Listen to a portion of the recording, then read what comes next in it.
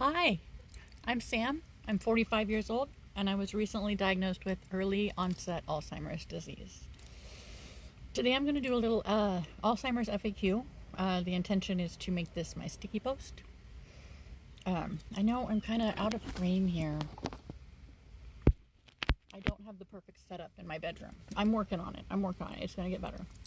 Um, anyway, Alzheimer's FAQ. Let's go.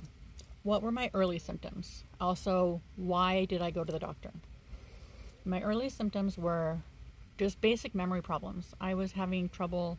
I was forgetting conversations.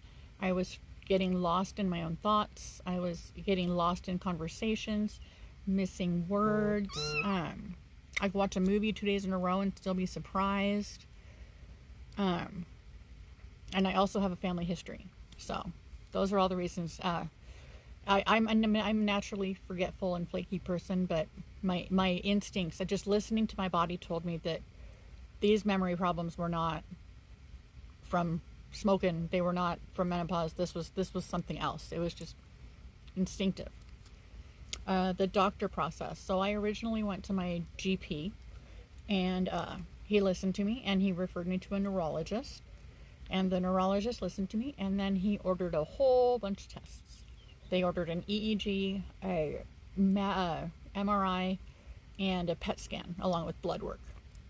And the PET scan is what actually confirmed the Alzheimer's. I was positive for the amyloid plaques and the nodules, fibers. I can't remember the word. Another question: could it be ... No, I do not have parasites. I don't need ivermectin. No, it's not menopause. No, it's not smoking. No, it's not normal for my age. No, it's not Huntington's. No, it's not any other neurological disease. It is Alzheimer's. It is confirmed Alzheimer's. Okay? And the next one is, have you tried ... I am trying what my doctor recommends. I am trying to lead a healthy life. I am trying to support brain function in my diet, and if I can get my insurance to cover the infusions necessary to treat the Alzheimer's, then that's what I will do. I'm also working with my psychologist to adjust my meds accordingly as symptoms come and go, to help me, stay stable throughout the changes that I'm going to be going through. And I'm listening to my doctors. I don't want to hear anything. There is no cure. Nothing will slow or stop the progress of this disease except for Leqembi and shit. There's another one. It's an infusion that's taken once a month. I think it starts with an S.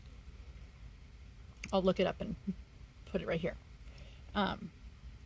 Those are the only two that can have any effect, and all they can do is slow the process. They can't reverse anything. There is no way to remove the plaque. There is no way to regain brain function. If someone has told you that they have that, they are lying, and they are trying to get your money, and they are using your hope and your desperation against you, and they are bad people. Well, I shouldn't take it that far. Sometimes people are just spreading bad information because they don't know it's bad information. But it's bad information.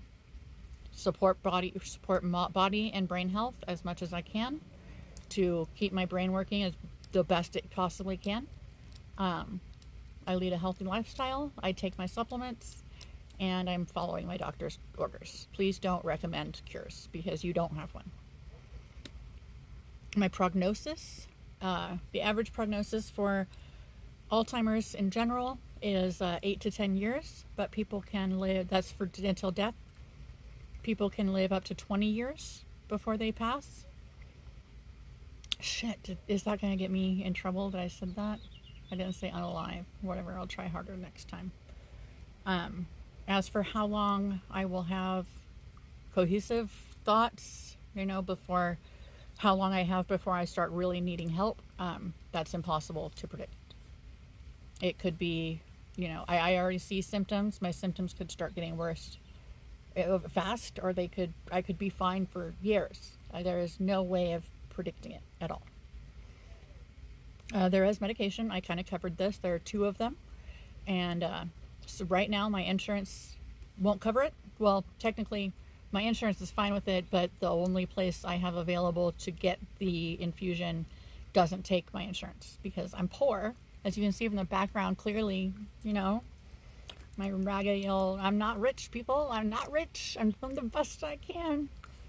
But yeah, I have government state insurance, so I'm having trouble accessing the medication, but I'm still hopeful. But yeah, there's nothing else. My family's reaction has been pretty positive. None of us really understood at first. I should make a video on what that first doctor's appointment was like. But my doctor, when he diagnosed me, he didn't give me anything. He didn't give me any information at all. Where was I going? What does this have to do with the family reaction? Oh yeah, I remember. So, none of us really knew what was going on. None of us really understood. And I was the first one to kind of get it. You know, I came home and I researched and I was like, oh, this is happening now. Because I thought, okay, well, I just tested positive for Alzheimer's. I'm going to get Alzheimer's when I'm old. You know, that's really bad news. That's a bummer. But no, it's happening right now. Like, I have Alzheimer's right now. And I didn't understand that at first. And neither did some of my family. My poor dad, I was trying to talk about some pretty important end of life things with him, and he was very resilient. He was very, not resilient, he was very hesitant. Help me, whatever. He didn't like it. He didn't like talking about that. He said, we don't need to talk about that now. You have years. And, you know, I just backed off. I let him, you know, obviously he needs to absorb some things. And so I backed off. And then his wife, bless her, did some research, and she was able to explain to him that no, it's happening now, and that those conversations are appropriate. Family reaction, yeah. Everybody's been pretty good. Nobody really fell apart the way I did. I really fell apart when I got the diagnosis, and but everybody handled it really well. I've got great people, great people around me. My future plans are just to live my life and find joy. You know, my my therapist asked me what I still hope for, what I have hope for. Life and joy. That's all that really matters. You know, for any of us, live your life and seek out joy. Yeah, this was long. It's 8 minutes long. I'm sorry about that. If you're still here, thank you. You can go now. Like, the rest of this is stupid. Just me saying goodbye. But